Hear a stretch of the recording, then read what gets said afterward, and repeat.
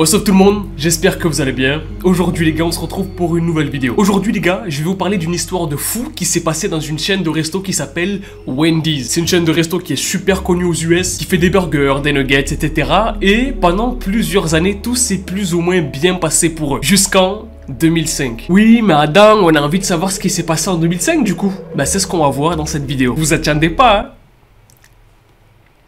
hein? Bref les gars, j'espère que vous êtes prêts parce qu'aujourd'hui on se retrouve pour une nouvelle vidéo. N'oubliez pas de mettre un maximum de likes, vous abonner à la chaîne. On est parti pour une nouvelle vidéo.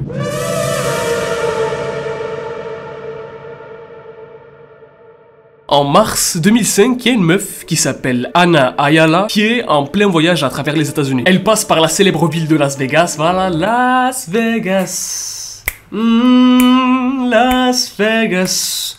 Vegas, Vegas, oh Vegas. Bref, elle passe par Las Vegas et comme vous le savez tous, tout ce qui se passe à Vegas reste à Vegas. Sauf pour l'histoire d'aujourd'hui.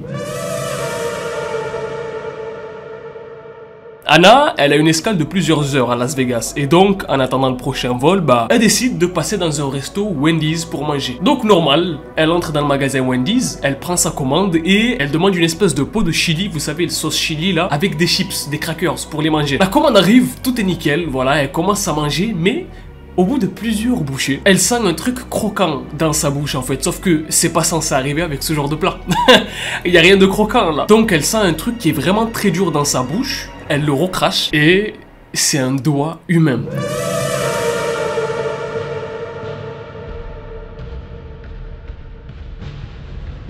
Après avoir vu qu'elle était en train de littéralement manger un doigt, c'est que, chose que c'est un truc de malade, elle crie de partout dans le Wendy's, choquée, tout le monde la regarde, tout le monde est choqué, tout le monde regarde sa bouffe, tout le monde commence à avoir peur dans le resto et littéralement tout le monde arrête de manger en voyant ça en fait. Et le plus flippant, c'est pas la réaction des gens dans le Wendy's. Anna va à la caisse avec le doigt pour savoir d'où il vient le doigt, parce que c'est pas le sien, et pour savoir comment c'est possible en fait qu'elle se retrouve avec un doigt dans sa bouffe, un doigt humain. Ouais.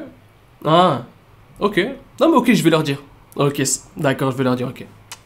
Non, c'est juste mon petit doigt qui me dit que vous devez vous abonner à la chaîne, liker et que la suite, elle va être ouf. Des fois, je fais des blagues comme ça. Oh, le petit doigt. Comme je vous l'ai dit, Anna demande choquée à la caisse qu'est-ce qui se passe, pourquoi est-ce qu'elle se retrouve avec un doigt humain dans son plat. Et la caissière la regarde en lui disant, non mais ça doit être un cornichon, sûrement c'est un cornichon, c'est pas un doigt, c'est pas possible. Anna appelle la police. La police arrive au Wendy qui ferme toute la journée le temps de l'enquête. Faut que vous vous disiez, les gars, c'est un truc de malade ce qui se passe. Le Wendy's ferme toute la journée, le temps qu'il fasse des recherches, etc. Et il va fermer même plus qu'une journée pour être sûr que dans le Wendy, dans ce resto-là, il n'y a rien de bizarre. Après analyse du doigt, les autorités se rendent compte que c'est bien un doigt humain et c'est pas un cornichon. C'est pas un pickles. Mais du coup, la question qui se pose maintenant, c'est, d'accord, maintenant on sait que c'est un doigt humain, mais à qui il appartient ce doigt en fait? C'est ça, la question qui est super flippante, c'est d'où vient ce doigt? Tout de suite après, l'affaire explose de partout aux États-Unis. Toutes les chaînes de télé en parlent. Les stats des Wendy's sont en baisse comme jamais parce qu'en fait tout le monde a peur. Plus personne n'a envie d'aller manger dans un Wendy's par peur de se retrouver avec un doigt humain dans sa bouffe. Les gens commencent à inventer des théories, il y a des histoires qui commencent à se créer, des gens qui inventent des histoires carrément. Du genre ouais, moi une fois j'ai vu un œil, une fois. Bref, c'est vraiment l'une des pires périodes pour Wendy's. Vraiment c'était un drama de malade à cette époque-là quoi. C'est comment est-ce que c'est possible qu'il y ait un doigt humain dans de la bouffe? Et à qui est le doigt en fait? Tire sur mon doigt. Je vais arrêter avec les blagues sur les doigts parce qu'à un moment donné on va aller trop loin. Autre problème, Wendy's font du coup, suite à toute cette affaire là, une espèce de communiqué de presse, voilà si on peut dire ça comme ça, qui passe dans toutes les chaînes de télé aux États-Unis. Un communiqué carrément pour dire que ça vient pas d'eux, qu'ils savent pas ce qui se passe en fait, que eux-mêmes sont dans le flou, que ça vient ni de leur livreur, ni de leur usine, ni de leurs produits, ni des travailleurs qui sont dans le resto Wendy's en fait. Donc, qui a mis ce doigt là et surtout, d'où vient ce doigt?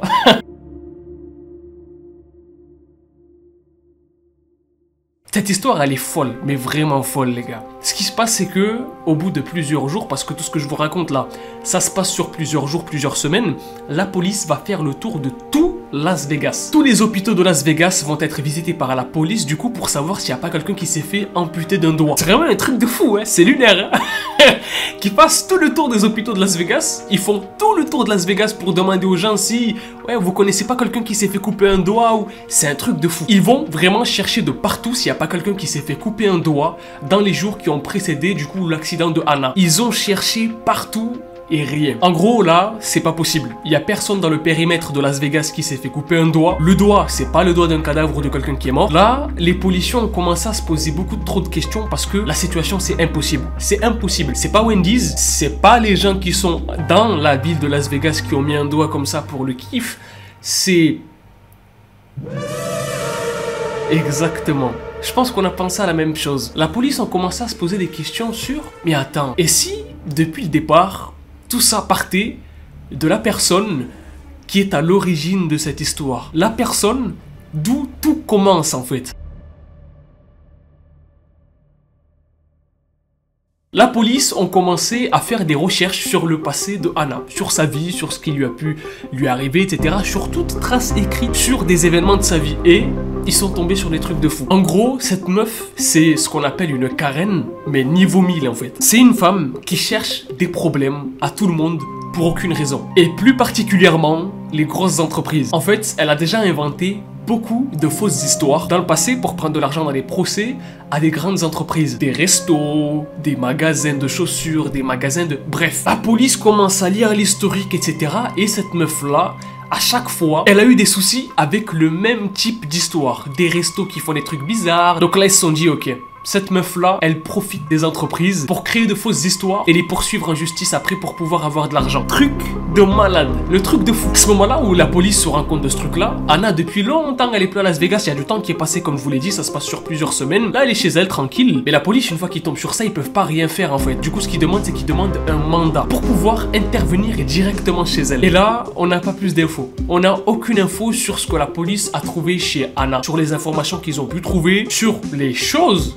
qu'ils ont pu trouver chez elle. Tout ce qu'on sait, c'est qu'elle s'est fait arrêter le lendemain de cette intervention. En avril 2005, elle s'est fait arrêter pour diffamation, vol en bande organisée, publicité mensongère à l'encontre de plusieurs entreprises. Bref, elle a pris des trucs de fou. Et donc pour tout ça, elle va prendre 9 ans, plus un bannissement à vie de tous les restaurants Wendy. Mais l'affaire, elle est pas résolue les gars. L'affaire, elle est pas résolue parce que je pense que vous avez toujours cette question en tête, c'est le doigt. Il appartient à qui en fait?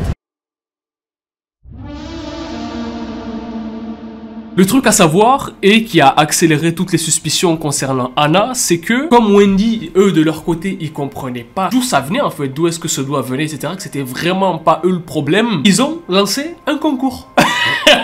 Ils ont fait une annonce du genre, écoutez, on propose 100 $ à la personne qui est dans la possibilité de nous apporter informations complémentaires sur l'enquête. Voilà, il gagnera 100 $ et des plats gratuits. Eh ben, il y a quelqu'un qui est venu et qui leur a donné ces informations complémentaires. Et ce gars-là leur a dit, ouais, le doigt, il est à quelqu'un que je connais. Il s'appelle Paul.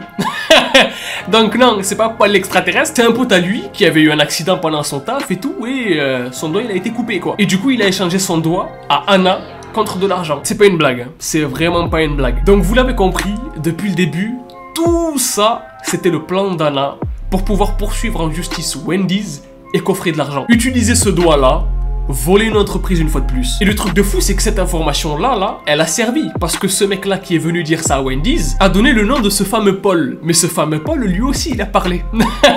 Et il s'avère que le mari d'Hannah, lui aussi, il est impliqué dans le même type d'affaires. Ce qui fait que du coup, bah, son mari aussi, il s'est fait arrêter et il a pris 12 ans de prison. Vraiment, une histoire de malade, les gars. Une histoire de fou. L'histoire de la meuf qui avait trouvé un doigt dans sa bouffe. Sauf qu'en fait, depuis le départ, c'était elle. Les gars, j'espère que vous aurez kiffé la vidéo. Si c'est le cas, n'hésitez pas à mettre un maximum de likes. Abonnez-vous à la chaîne si vous êtes nouveau et que vous kiffez le délire de la chaîne.